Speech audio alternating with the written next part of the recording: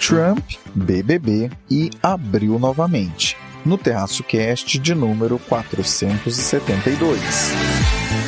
Fala pessoal, Caio Augusto, direto da noite de 13 de julho de 2025, domingo, trazendo diretamente de Ourinhos, no interior de São Paulo, o 472 do Terraço Cast, o episódio da primeira quinzena desse mês. Em cima da linha, mas estamos aqui. Quem me acompanha hoje, elas do trio mais amado do Brasil. E aí, Raquel de Sá.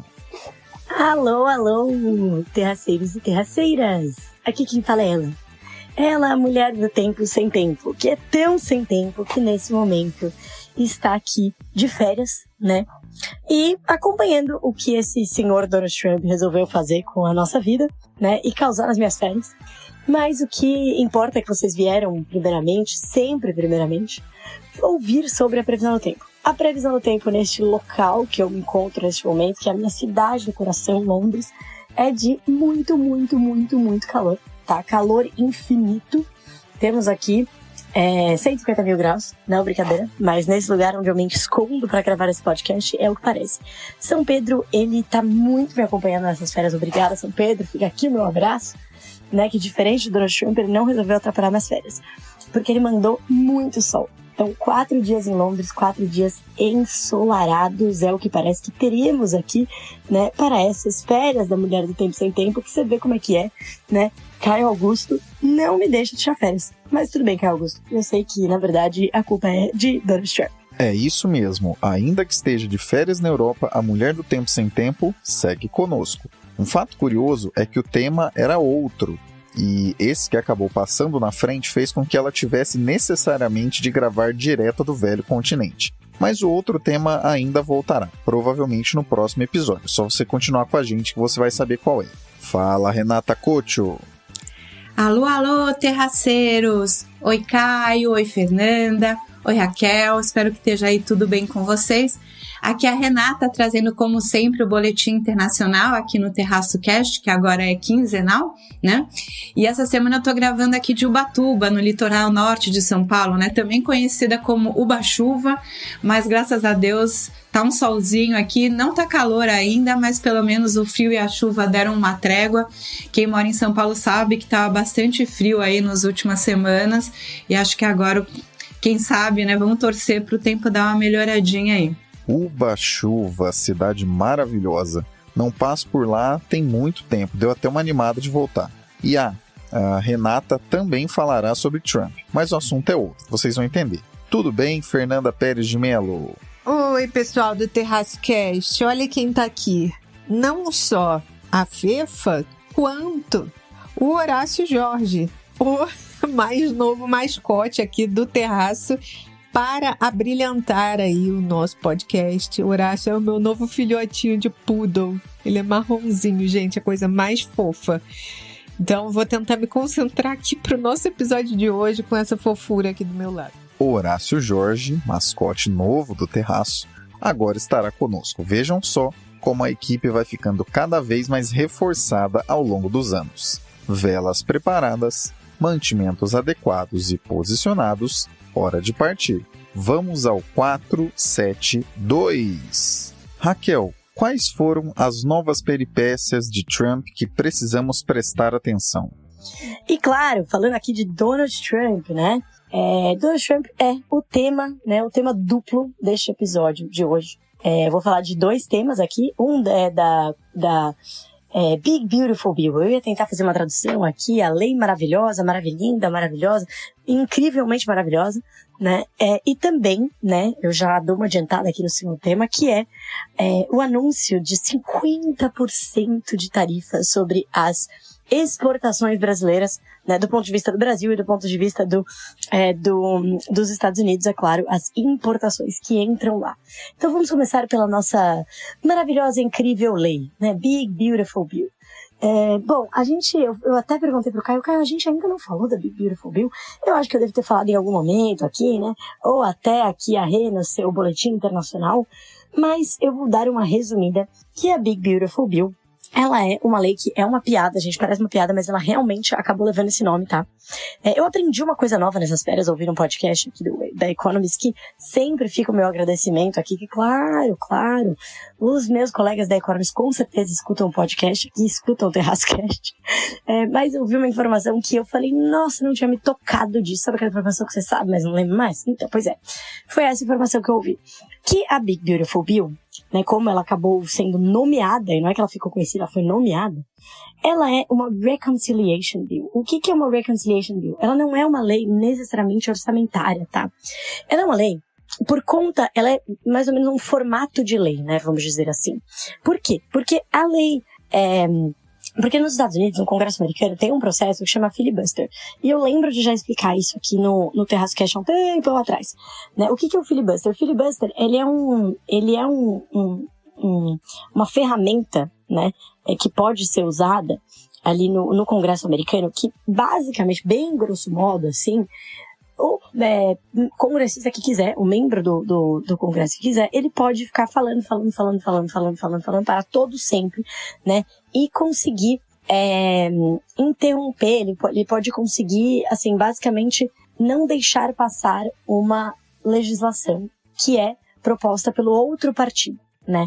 Então ele pode barrar. Ele pode barrar e ele fala, olha, é isso, eu tô barrando aqui, vocês não vão passar essa lei e adeus, eu vou ficar aqui falando para todo sempre. Isso acontece, tá? Isso é usado, esse mecanismo do filibuster. E o uso é ilimitado, gente, é isso, tá liberado, falar para sempre atrapalhar seus coleguinhas. E aí, o que os partidos podem fazer para tentar se livrar disso quando eles sabem que não há consenso para passar uma lei que precisa de maioria, enfim, de uma maioria aí absoluta? Eles usam um outro mecanismo, que é o reconciliation. Esse reconciliation, ele barra, vamos dizer, ele barra a barragem. Ele não permite que seja usado o filibuster. Só que uma administração só pode usar uma vez ao ano, né, a reconciliation. Então, o que acontece? Eles acabam jogando um monte de coisa. Um monte de o quê? Um monte de jabuti, como a gente fala aqui no Brasil. Um monte de abobrinha na mesma lei, né, para conseguir passar um pacotão que não vai ser atrapalhado pelo outro partido. E foi exatamente isso que o Donald Trump fez com a Reconciliation Bill, que foi aprovada, que virou a Big Beautiful Bill. Ele tinha algumas questões importantes orçamentárias, que era que precisava, por exemplo, aumentar o teto da dívida, né, porque os Estados Unidos têm um limite do endividamento, e acaba que, assim, esse limite é sempre estendido, e é sempre uma discussão, né, sem fim, porque, se não estender o limite da dívida, eles não vão mais poder emitir dívida, se não emitir mais dívida, o que o Tesouro vai fazer? E aí vai ter que paralisar a máquina pública, blá, blá, blá, né, então, não, vai ter que dar um default, enfim, tem toda uma discussão que acaba acontecendo de tempos em tempos quando esse limite é atingido. Então, tinha esse ponto importante, que tinha que elevar o limite da dívida. E aí também o Donald Trump ele queria estender alguns dos cortes de impostos que ele tinha estabelecido lá em 2016 e que eles eram vigentes até esse ano. E aí ele queria, esse ano ou ano que vem, agora não me lembro exatamente, mas que eles iam vencer. E ele usou, então vamos usar essa oportunidade aqui para estender esses cortes. E ao mesmo tempo ele falou, bom, por que não? Eu vou colocar mais algumas coisinhas aqui. Que era muito do que ele defendia, né, que era de cortar mais impostos e cortar gastos. Segundo ele, né, o quanto ele ia cortar de gastos ia compensar o corte de impostos. Mas não é o caso, né? O que ele cortou de gasto? Acabou que ele cortou muito gasto na parte de assistência social.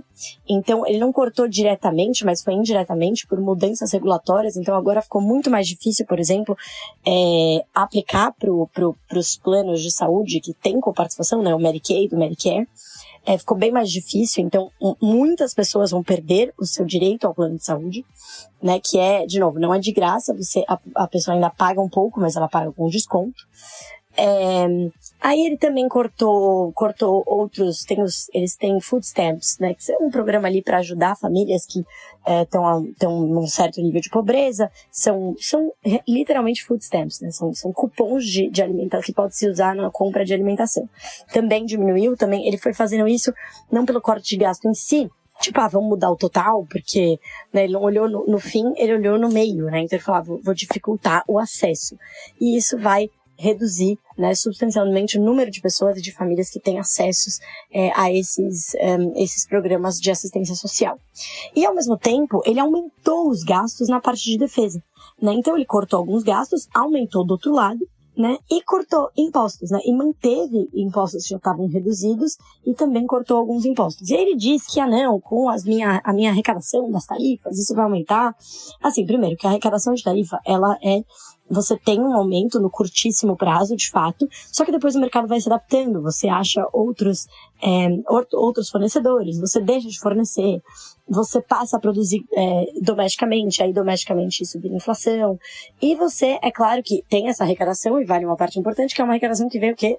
Obviamente, dos americanos, não é a China que paga, não são os outros países, obviamente são os consumidores americanos. Isso aumenta a arrecadação no curto prazo, mas no longo prazo, a série de distorções que causam essas tarifas, inclusive só o fato da gente não saber que tarifa que está vindo aí, ela acaba, né, certamente sendo compensada, né, o ganho da arrecadação vai ser compensado com uma perda de produtividade de crescimento lá na frente, que vai, consequentemente, diminuir a arrecadação e aumentar, né, parece que o Trump ele tem que fazer uma aulinha aqui com o país emergente, né? Quando você aumenta a incerteza, você aumenta o custo do endividamento de longo prazo, então não adianta você achar que você vai ficar arrecadando muito no curto prazo com essas ideias fracas, que só o que você vai gastar de custo na sua dívida a mais, vai acabar, né, mostrando que isso foi um tiro no pé. Os Estados Unidos, pela primeira vez aí, acho que, não sei se na história ou na história recente, na história contemporânea, tá gastando mais em pagamento da dívida do que em defesa.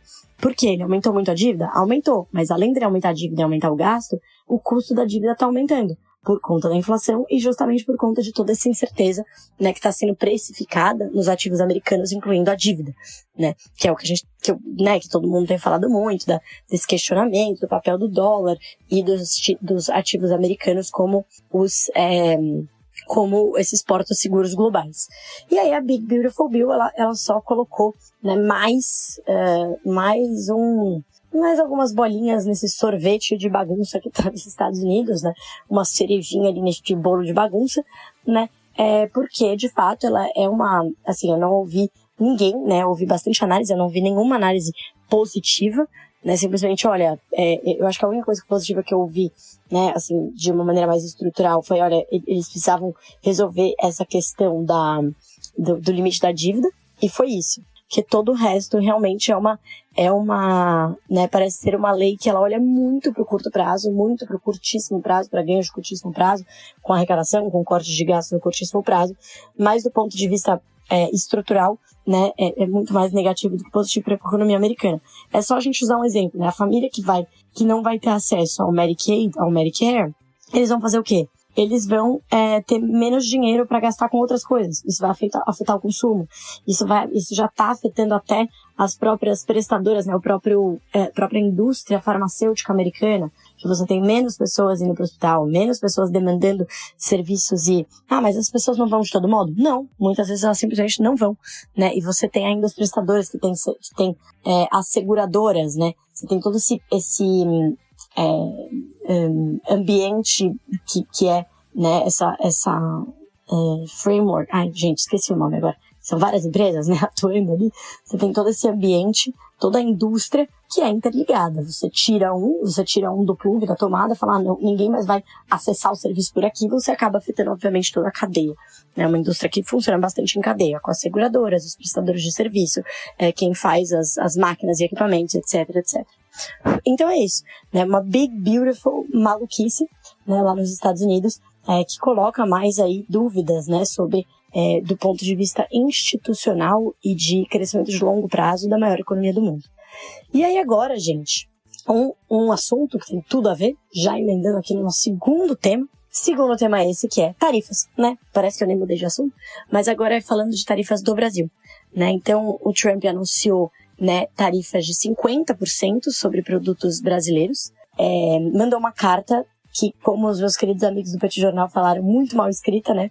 Eu fico impressionada, porque assim, é um corpo diplomático de primeira, né? Eu que trabalhei com isso, eu sei como é, essas cartas passam por milhares de mãos normalmente, 1 milhão de escritas e correções e revisões.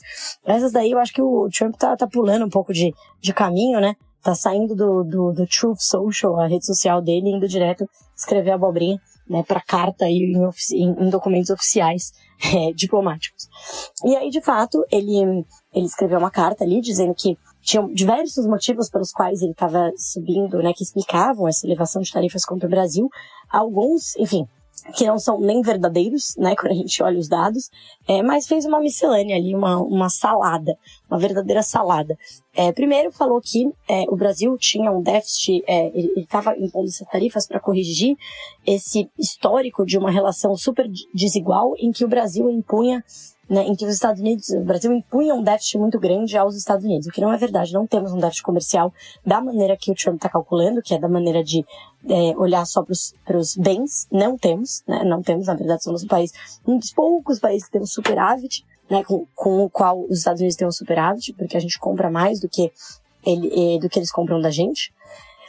Então, já uma falácia aí, né? E é por isso justamente que a gente tinha aquela tarifa de 10%, que é pela conta maluca do Trump, que era exportações, né? Dividido pelo como é que chama? Pela balança comercial, a gente chegava num número menor. A gente mostrava aí, obviamente, um superávit para os Estados Unidos e a gente acabou ficando naquela tarifa de 10%. Aí ele falou que é um déficit histórico horroroso.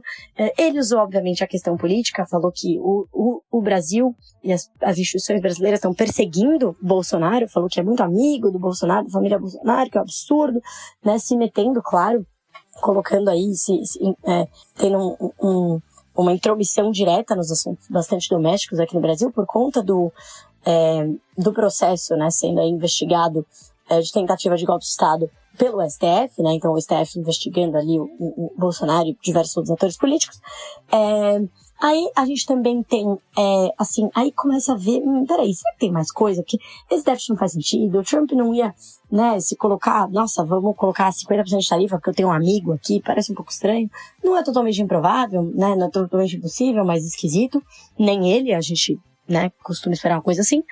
Aí a gente vê que o buraco tá mais embaixo, né, tem a questão do STF, não do STF político ali sobre, né, na questão política relacionada ao Bolsonaro, mas o STF julgando a questão de empresas de mídia social, né? Então o STF tomou uma decisão ali que vai responsabilizar empresas por alguns tipos de postagens, e isso que está implementando multas, né, enormes aí a empresas americanas, e isso preocupou bastante Donald Trump, a administração Donald Trump. E aí parece que, e ele também mencionou isso na carta, mas assim, en passant, né, veja bem, também teve esse negócio ali de liberdade de expressão. Sabemos que não é sobre liberdade de expressão, sabemos que é obviamente sobre a questão comercial, e aqui, nesse ponto particular, não é nenhum juízo de valor, né, pode haver aí uma certa leitura particular das nossas cortes aqui sobre mídias sociais, porém, né, é uma coisa que, de novo, o Trump colocou uma salada de coisas aí no meio, né, vai acabar tarifando uma série de produtos que não tem nada a ver com nada, com essa questão das empresas de redes sociais, né, das mídias sociais. E assim, em termos de Brasil, é o que eu falei lá atrás, daquele 10%, né? O Brasil é um país relativo, assim, os Estados Unidos são o segundo maior parceiro comercial? São, né? São importantes? São. Mas a exportação, o comércio como um todo, não é tão importante para o nosso PIB, primeiro, né, de uma maneira geral. E o comércio para os Estados Unidos não é tão relevante, né? É o nosso segundo parceiro comercial, mas ele responde por 12% e 18% das nossas exportações e importações. Então, assim, é bastante, mas não é, né, que nem a gente vê, por exemplo, o México, né, o país que tem uma dependência muito grande, tanto de exportações quanto dos Estados Unidos como comprador. E aí é mais setorial, né? O impacto é mais setorial, é para o setor de aço, é para o setor de algumas commodities, né? É para o setor de bens de capital. E aí começa a ser setorial específico assim, essa empresa, esse setor, ele pode achar outros mercados. Commodity normalmente tende a redistribuir, tende a achar outros mercados para os quais vender. Já bens de capital, a gente está falando aqui em Embraer, por exemplo, uma empresa que produz aviões, etc., que exporta bastante para os Estados Unidos, pode acabar perdendo mais. Tem empresas ali de aço, né, de mineração, que podem, né, de indústria pesada, que podem ser impactadas, sim, mas tem aquelas que produzem nos Estados Unidos, que acabam até se beneficiando. Então, vai depender muito do setor da empresa, é difícil dizer o impacto direto. Qual que é o impacto mais direto que a gente pode observar quando a gente fala de Brasil? Um impacto mais direto não, né, mais geral, e aí é indireto, é sobre as condições financeiras, né? Quando a gente olha aí, o dólar já subiu, né? A gente já viu o dólar subindo em reação ao anúncio, a bolsa caiu, a curva de juros abriu, ou seja, a gente viu todo esse movimento. O que quer dizer esse movimento junto, né? Moeda desvalorizando, bolsa caindo, juros de longo prazo subindo. É risco, né? Isso é risco. Então, quando você coloca o Brasil na cara do xadrez tarifário como alvo do Donald Trump, isso é visto como um risco, né? Como, pô, o Brasil, então, a percepção de risco em relação ao Brasil aumentou. E aí, isso pode sim, né? Esse impacto pode até ser mais sentido, mais mesmo que ele seja indireto, né? No nosso PIB, no nosso, né? No país como um todo, na nossa economia como um todo, né? Um aumento substancial do dólar nesse momento que o dólar estava caindo bastante, mexe na inflação, mexe nos juros, mexe na atividade, aí vai mexendo, né? Em efeito cascata. Então, o efeito é muito mais de uma maneira generalizada na economia, indireto, né? Por condições financeiras, etc., do que direto das tarifas. Esse efeito direto das tarifas é mais setorial, não que ele não seja importante, né, mas aí só trazendo alguma contextualização, né. Mas é claro, assim, um tema de bastante relevância.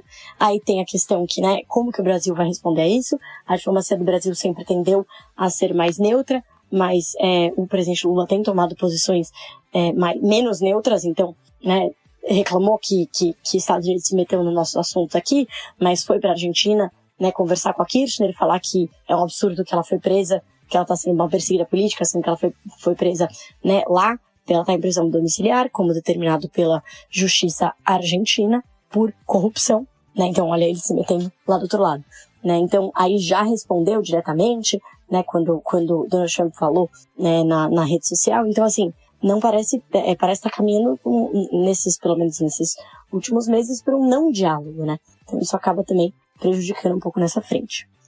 Mas é isso, gente. Acho que agora é aguardar as cenas dos próximos capítulos desse xadrez tarifário, né? Big Beautiful Bill já passou lá nos Estados Unidos, né? Big Beautiful Mess. E aqui no Brasil, uma Big Beautiful Tariff pra gente. Trump acabará sendo não tema duplo, mas tema triplo neste 472. Além desses dois que a Raquel levantou, o próximo do Boletim Internacional também será. Sobre a tal Big Beautiful Bill, para além de todos os detalhes que a Raquel trouxe, é basicamente o seguinte a situação. Em um fiscal já bastante complicado, muito mais do que aqui no Brasil, por incrível que pareça, acabaram de adicionar cortes de taxas e aumentos de gastos. Espera-se, segundo alguns cálculos realizados, que 3 trilhões de dólares sejam adicionados à dívida americana nos próximos 10 anos. E, na real, pode ser que esse número seja ainda maior ou pelo menos tenha um efeito maior. No momento presente, a dívida americana já custa 1 trilhão de dólares para ser rolada adiante, o que já é mais alto do que o orçamento de defesa, que é imenso por lá. Esse BBB basicamente é um jeito dos Estados Unidos sugerirem que não se importam em nada com o próprio fiscal, porque partem do pressuposto de que o tal excepcionalismo americano, que é aquela ideia de que os Estados Unidos são qualitativamente diferentes do resto do mundo em todos os aspectos, eles contam com esse excepcionalismo americano seguindo adiante e por isso que eles tomam esse tipo de decisão. Bem, o primeiro semestre fechou com uma queda de 10% do dólar em relação ao resto do mundo, não só apenas ao real, em relação ao resto do mundo. E isso foi a pior queda para um primeiro semestre de ano nos Estados Unidos desde 1973. Talvez esse excepcionalismo com o qual eles tanto contam não seja mais tão firme quanto antigamente. E isso tem tudo a ver com o segundo assunto trazido pela Raquel, que são as tarifas. Para além das tarifas sobre o Brasil, Trump também colocou tarifas sobre México, Canadá e União Europeia, e vários outros países, né? Mas vale ressaltar que México e Canadá são os dois maiores parceiros comerciais e a União Europeia é um conjunto de parceria histórica desde a Segunda Guerra Mundial. A única diferença entre as tais cartas enviadas aos outros países e a que foi enviada ao Brasil é que por aqui Trump decidiu atender a uma demanda que há meses vem sendo solicitada por um familiar do ex-presidente de Terra Brasília que se mudou para lá, e que agora faz um esforço imenso para sugerir que não tem nada a ver com isso, colocando a culpa em pessoas diferentes a cada dia que passa. Mais ou menos como aquela vez que Homer Simpson fez uma cagada e disse que, por ser culpa dele, ele colocava em quem quisesse. parece até que estamos em abril novamente, quando Trump soltou aquela planilha tosca para sugerir que estaria libertando os Estados Unidos do resto do mundo. Inclusive, falamos em detalhes sobre isso neste podcast. Vale voltar a alguns episódios que em abril você encontrará mais sobre isso, inclusive com o nome Liberation Day. A diferença é que, se lá em abril tudo poderia acontecer, agora em julho já se sabe que boa parte do que Trump fala não passa de blefe. Aquela velha frase, tudo pode acontecer, inclusive nada. E me perdoem, mas isso não pode ser considerado estratégia de negociação ou algo que o valha. É apenas um conjunto de ameaças vazias que vão piorar a situação comercial do planeta no curto prazo e, no médio e longo prazo, isolar a América frente a parceiros históricos. Porque, como já dissemos aqui trocentas vezes, inclusive especificamos bastante o que isso quer dizer nesse episódio sobre o Liberation Day, ninguém quer fazer negócio com fio desencapado. No mundo real, ninguém pensa da seguinte maneira, eu vou fazer negócio com essa pessoa porque eu acredito nos desígnios. Não, as pessoas e os países, as empresas fazem negócios porque há interesse de se fazer negócio.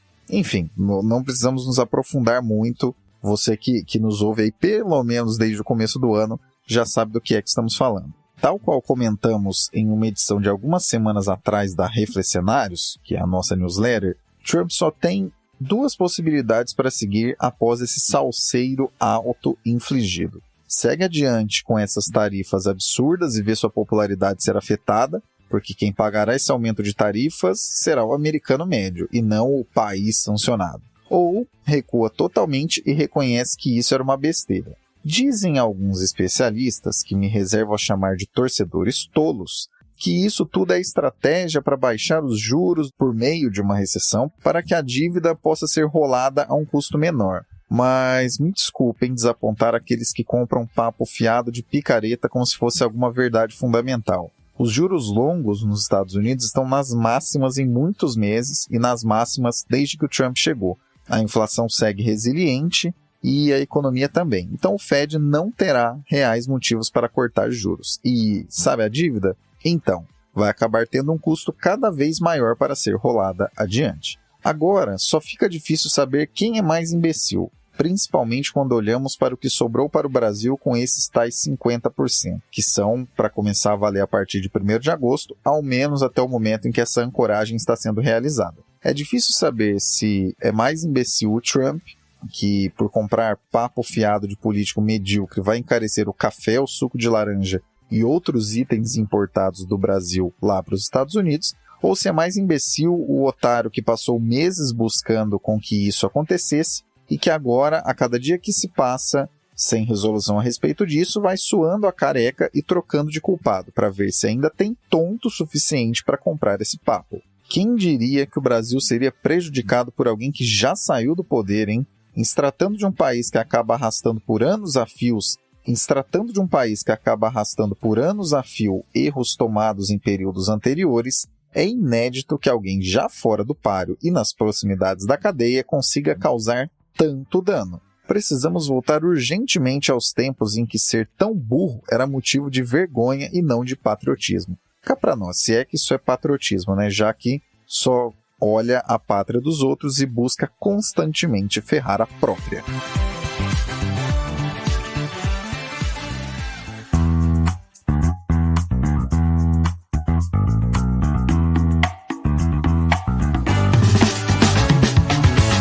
Na Linktree do Terraço Econômico estão todas as informações pertinentes sobre nossas atividades, como nossas redes sociais oficiais, parcerias e e-books atualizados. Para saber como você pode nos acompanhar independente do lugar, é só dar uma olhada no link que está na descrição desse episódio.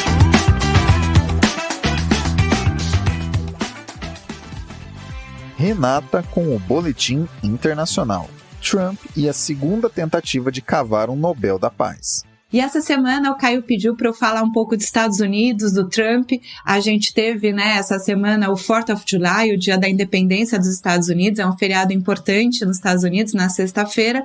E um dia antes, né, o Trump aí falou, né, decretou o que ele chamou do Big Beautiful Bill, né, traduzindo aqui livremente para o português, seria como uma lei grande e linda, né, grande e bonita. A lei grande e bonita que, na verdade, né, é bonita para alguns e feia para outros, né, uma lei que vai tirar muito orçamento, muitos bilhões dos programas sociais, principalmente os programas voltados para a saúde e alimentação da população mais pobre, mais idosa, e vai colocar, né, e mesmo assim, mesmo com esses cortes grandes nesses programas sociais, vai aumentar o orçamento, vai aumentar o rombo, né, do orçamento dos Estados Unidos. Os Estados Unidos que já tem aí, né, um déficit bastante grande, inclusive as principais agências de rating resolveram, né, rebaixar o risco do país, Estados Unidos, por conta, né, desse problema aí fiscal. E mesmo assim, né, essa lei, ela corta gastos com programas sociais, mas aumenta gastos com programas de defesa, aumenta gastos com o programa contra a imigração ilegal, então aumenta de uma forma geral os gastos americanos e corta alguns gastos de programas sociais. Mas ele vendeu para a população como vai ser todo mundo mais bonito e mais feliz com essa lei, e aí vamos ver, né? Outro assunto que também, falando de Trump agora da parte externa, que o Caio pediu para eu comentar com vocês, é a questão, né, o Trump, nós temos 2 líderes, é o que eu coloco aqui, né, com algumas aspas, no mundo, né, 2 presidentes, o Trump e o nosso Lula, que tem aí nessa vaidade, ou aparentemente, né, tem essa vaidade de querer ganhar o Prêmio Nobel da Paz. E o Trump já tentou isso no primeiro mandato, inclusive a gente chegou aqui a comentar no Boletim Internacional, não sei se vocês lembram dos acordos de Abraão, né? Foram aqueles acordos que normalizaram as relações entre Israel e os Emirados Árabes e o Bahrein, mas assim, deu certo mais ou menos, né? É um acordo que mais ou menos deu certo, mas mesmo assim o Nobel da Paz não veio. E o Trump está agora, né, nessa sua nova tentativa, também no Oriente Médio, querendo decretar uma paz aí meio provisória, né, resolveu mandar umas broncas para Israel, que está bombardeando o Irã, né, ele quer apaziguar essas relações entre Israel e Irã, meio que falando aí, né, um esquema assim, né, no meio do deixa disso, né, vamos parar de bombardear e ver o que acontece, né, tentando vender isso como uma trégua, como um tipo de paz, meio parecido até com o que o Lula tentou fazer, né, com relação, claro que com muito menos poder e muito menos cacife, né, mas essa mesma ideia que o Lula tentou pregar entre a Rússia e a Ucrânia, né? Vamos chamar o Putin e o Zelensky aqui para um churrasco, servir uma cervejinha, quem sabe eles não se acertam, né? E é meio isso que o Trump está tentando fazer também com Israel, né? Tentando passar um pito no Netanyahu, né, no Bibi, tentando apaziguar, meio que também pensando no preço do barril de petróleo, que essa é a grande questão, né? Uma trégua, mesmo que de mentirinha no Oriente Médio, acaba fazendo cair o preço do barril de petróleo, né? Porque essa tensão toda acabou aumentando o preço do petróleo, e a gente sabe que o petróleo é insumo para tudo, quando aumenta o preço do petróleo, aumenta o preço da gasolina na bomba, aumenta os preços de transporte e acaba aumentando os preços dos insumos, das mercadorias em geral, causando inflação, que é, né, um dos grandes problemas também do mundo e dos Estados Unidos em especial. Então o Trump, ele tenta aí, com essa trégua, não só cavar um prêmio Nobel da Paz, como também diminuir a pressão no preço do petróleo, que acaba favorecendo aí os preços das coisas em geral e, quem sabe, aí favorecendo também a sua popularidade.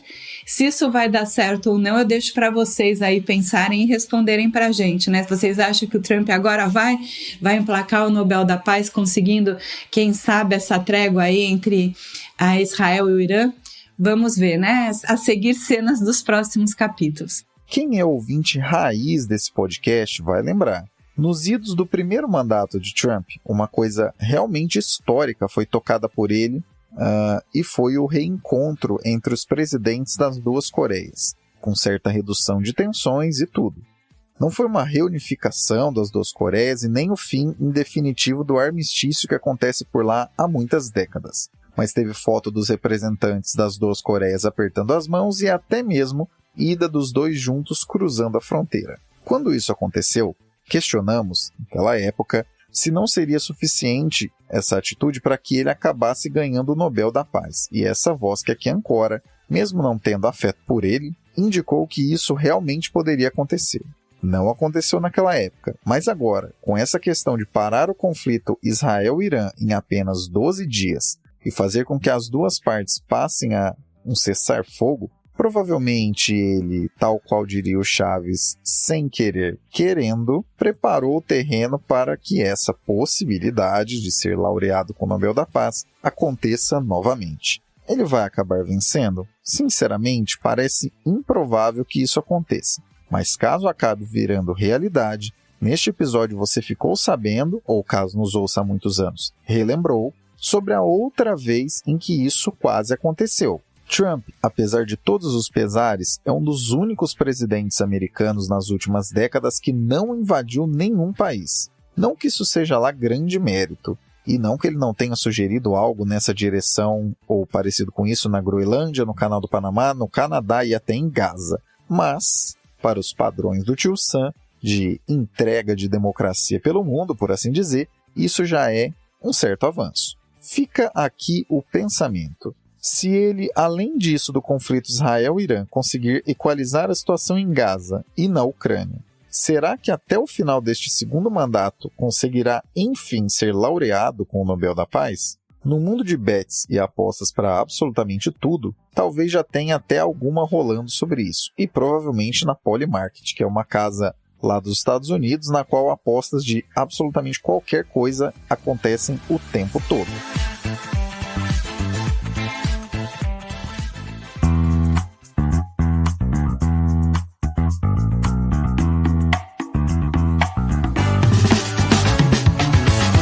Você gosta de como abordamos os assuntos aqui no TerraçoCast, focando mais em traduzir os tópicos e passar a real do que em falar o economês chato que a média da nossa classe produz?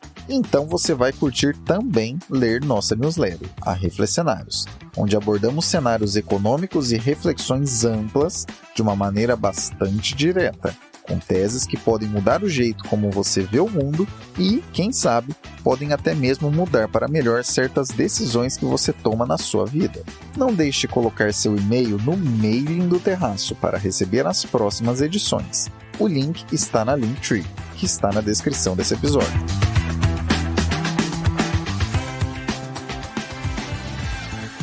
Fernanda, o que faz com que a Austrália esteja perto de banir redes sociais?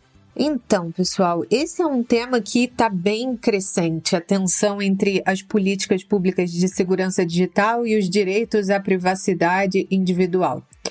Isso a gente vê como um exemplo de dois movimentos relevantes que estão acontecendo agora, que é a possível proibição do uso de redes sociais por menores de 16 anos na Austrália, e a decisão da Apple de descontinuar a criptografia avançada no Reino Unido.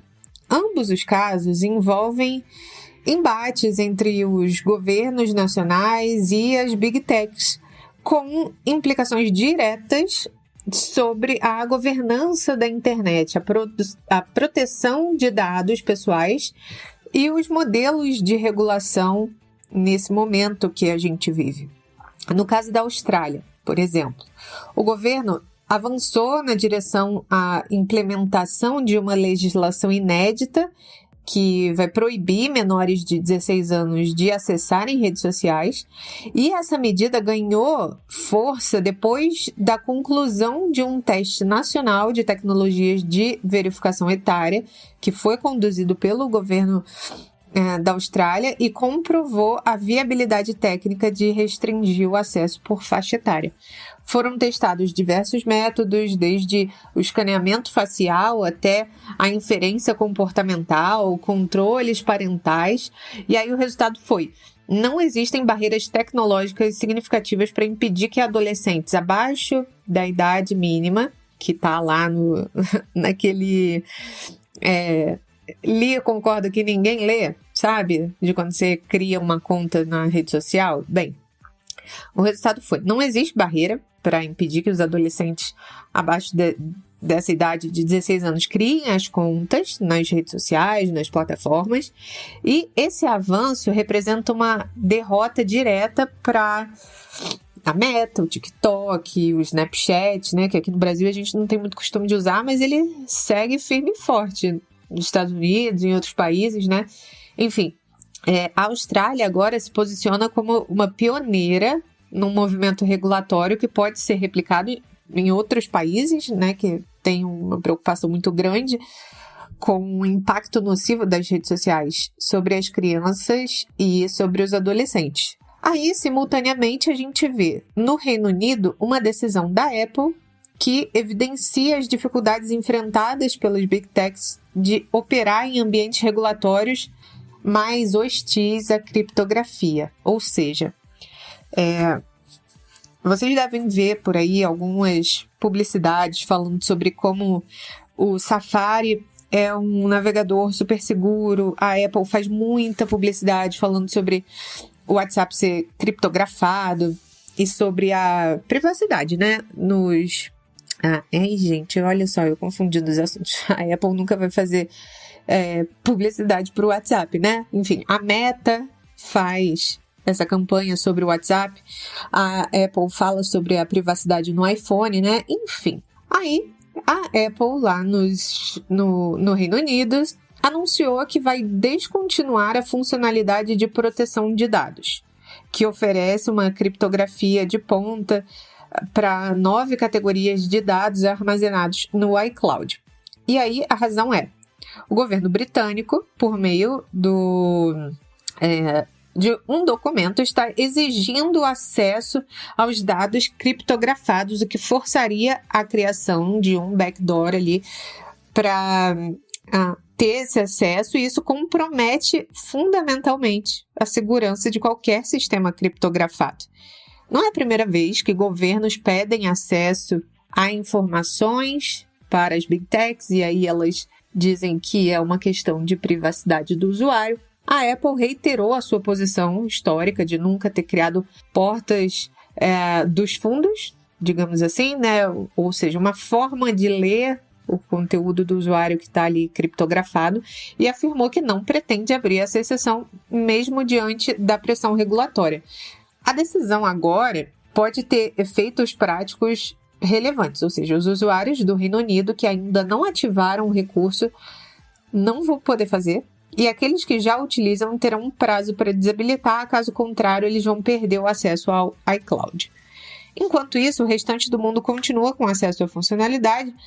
Essa medida gerou fortes críticas de especialistas em segurança digital, que afirmam que é impossível garantir privacidade e segurança quando existem esses pontos de entrada deliberados nos sistemas criptografados.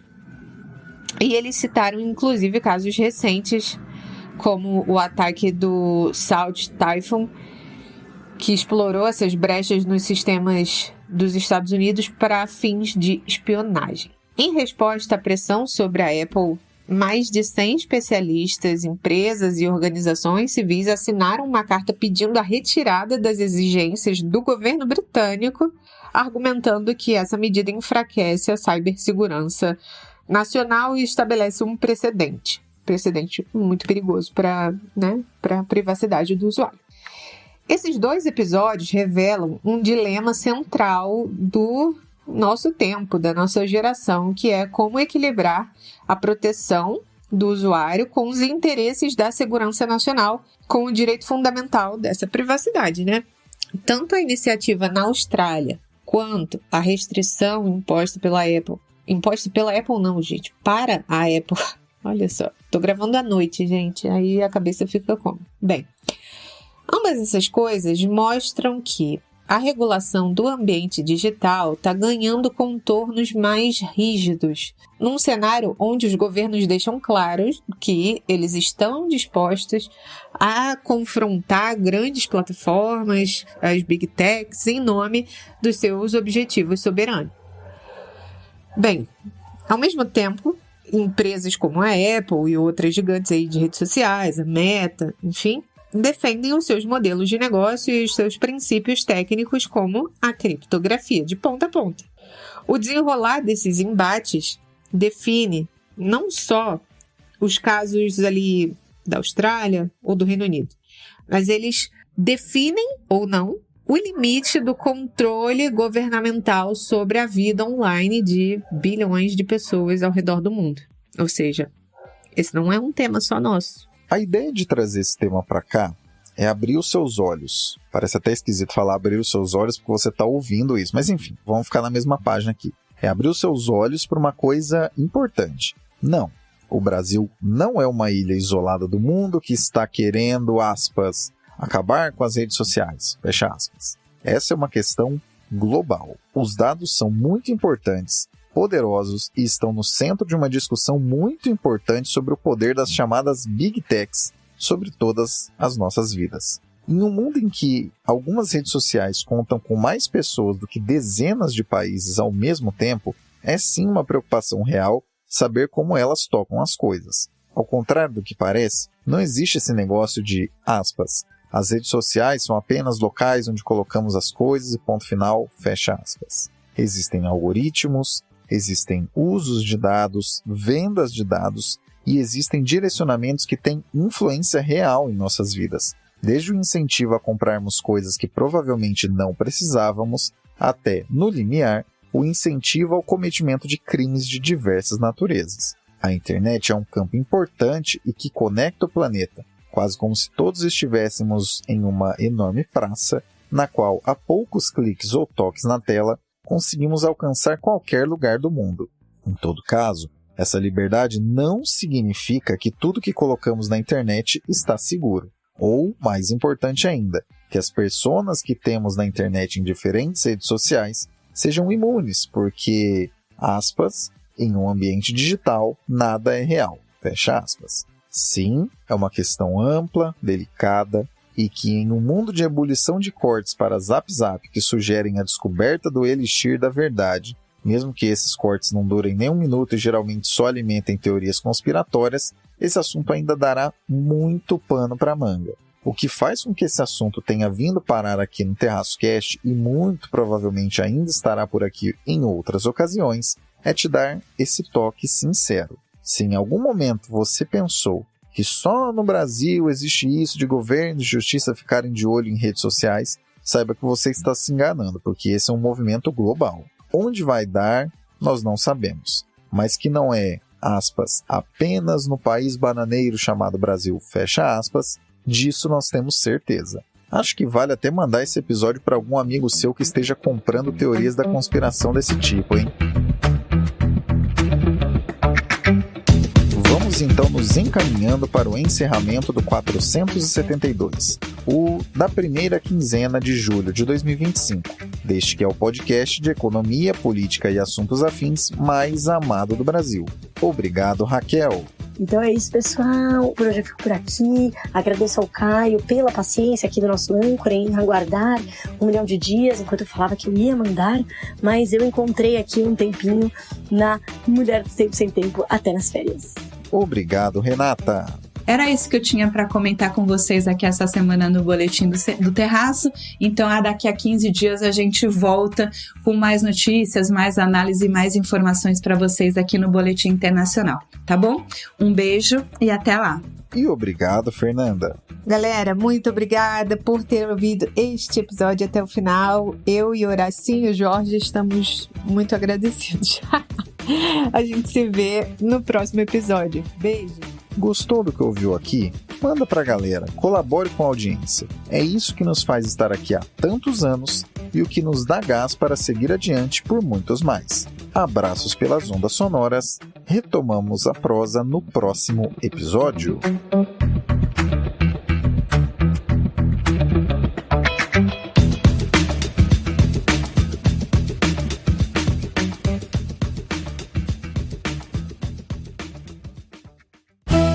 Este episódio foi editado por Atelas, soluções em áudio para podcasts. Encontre a Atelas nas redes sociais. É só buscar por @AtelasEdição.